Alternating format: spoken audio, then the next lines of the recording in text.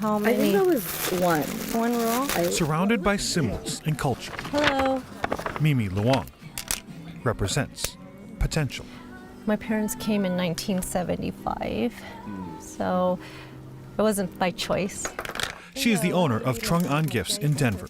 Her family became successful in business after fleeing the war with basically nothing. They knew they cannot go back to Vietnam. They won't be able to leave. So why don't they start a new future? What they started was a movement. Trung An Gifts sits in the Far East Center, a shopping area at the corner of Federal and Alameda, created by Mimi's family decades ago. A place that Mimi believes the Asian American Pacific Islander community calls its own. A lot of Asian families decide to just come here because this is where they can make a living and they know that the Asian community will come together. Like they did for something historic on April 16th. Joey Ha is with a group called Colorado Asian Pacific United, who helped organize something 142 years overdue. The city of Denver will make an official apology to the Chinese immigrants and their descendants for its role in the anti-Chinese riot that occurred on October 31st, 1880. The racial violence is depicted in an illustration from 1880.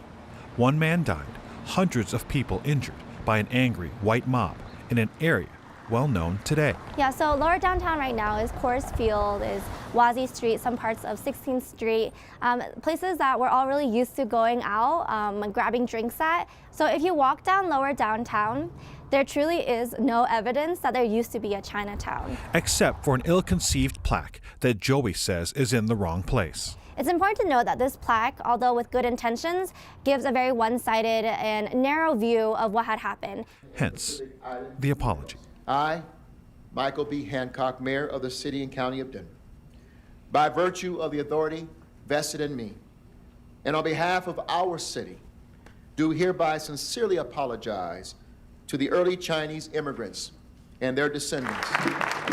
It's important to note that an apology in itself is empty unless it comes with action. As a Asian American and born and raised in Colorado, I feel like this is just the beginning of history starting. Mimi wants the Far East Center and the surrounding area. Now it just merges out from Alameda to Mississippi and Federal. To be officially recognized by the city as Little Saigon, Denver. Now we are here and our voices are getting heard. It's important that we have these ethnic enclaves that provide a safe space for different communities of color, and the Far East Center has been one for decades. A safe space for the new Asians coming to Colorado. The mountain here we drive, or we go to Rocky Mountain, we drive, but when there we have to climb.